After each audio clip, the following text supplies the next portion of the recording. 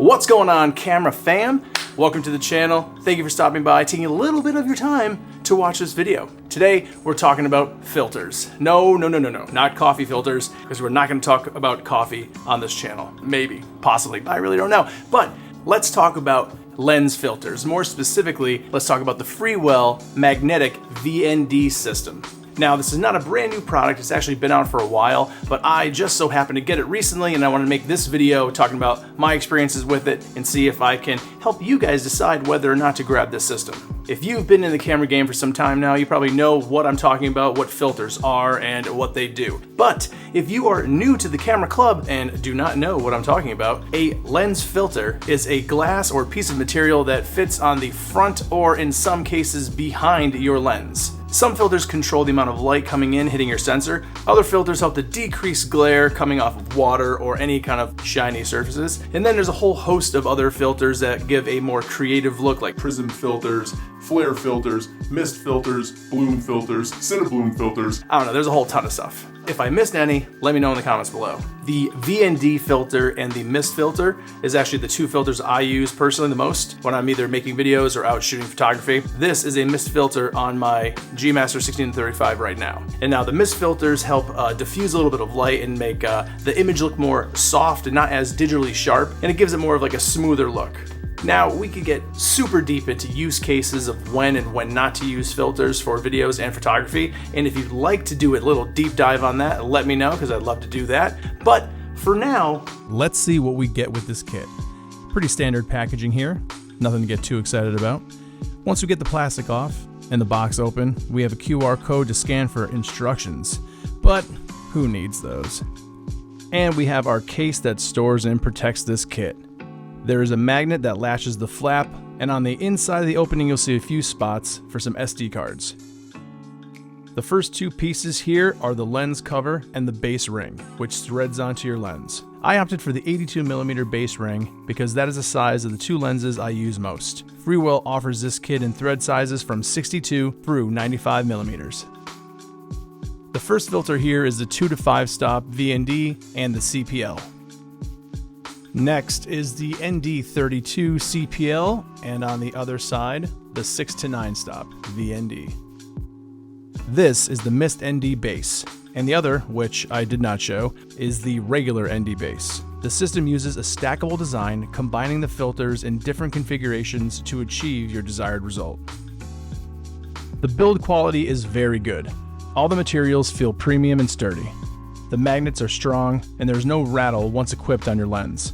The threads on the base ring are machined very well, and there was no issue attaching it to my lenses. Now, at the time of this recording, this set retails on B&H for $399. If you were to part this whole set out and buy all of these filters separately, a 2 to 5 stop, a 6 to 9 stop, both of those options with a mist and the CPLs, it would definitely be a lot more money than this. So yes, this is a good deal. And now, let's get outside and see these things in action. all right, we just went over everything that comes in this kit, and now we're outside, and I'm joined with my lovely wife here, Kate.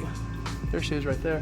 All right, so Kate, we're talking about ND filters, fun stuff. All right, so I came outside to show you guys basically what it looks like using these filters and the proper environment for what ND filters are for. This is no filter at all, and we are at a f10, and that is not blurring the background, it's not making it look very cinematic, it's just not a good shot. The first thing we're gonna throw on here is the ND base, which is this guy right here. Let's drop this dude in there. So just that base alone, we went down to an F5.6 we're kind of hovering around there. And then this is the 2 to 5 stop.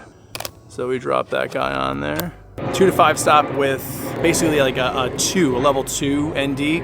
We're under 6.3, we're at like 5.6 now. And this is going back to the full 5 stop, which goes back down to 2.8, which is the lowest aperture for this lens. It blurs your background. But I mean, you tell the difference. I mean, it just like, what's that called? You pop off the background, it looks more, there's a 3D pop. That's what it is, that's what it's called, 3D pop. So you can see like my face definitely comes off of the background a lot more when you have your f-stop at a lower aperture.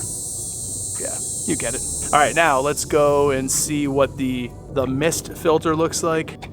So that's that base coming off, and that, yeah, it definitely jumps up a lot. That blur starts to go away back there. This is the mist ND base. Now, this probably won't be able to tell. There's not really many light sources back here that makes the mist really stand out, but back down to 2.8. You know, I guess it does kind of give a little bit of a softening kind of look to it. This is the 6 to 9 stop, so this is super dark, so you got to be in a really, really bright environment. All right. So that is a 9 stop, and that's obviously way too dark. So my ISO automatically went to 3200, so it is not bright enough underneath the shadow right here to really make this usable. I mean, the 6, yeah, the 6 isn't too bad. It's a little dark, but not bad. Woo. All right, so we talked about all the pros, but now let's talk about a couple of cons, and this is maybe like a little bit nitpicky, but not too crazy. So I wish, and I'm sure there's other people that would wish the same thing, that the NDs had a hard stop at all the numbers. So right now, I'm not sure if you can kind of see that.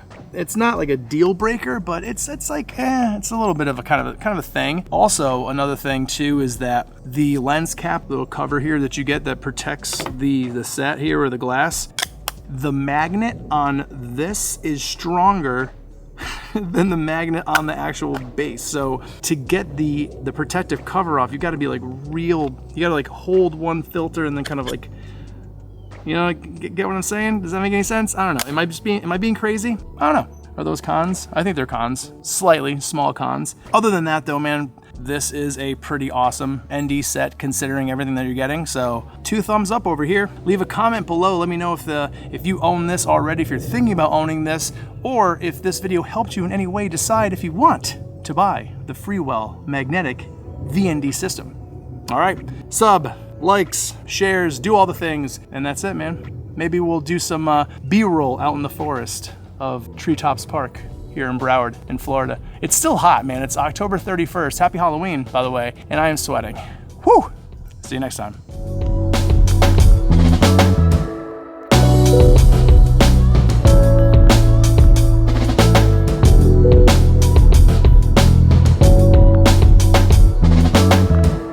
Well, we went to go for a walk through the trails of Treetops Park, but apparently there is a fence there, and now we're gonna just walk back to the car.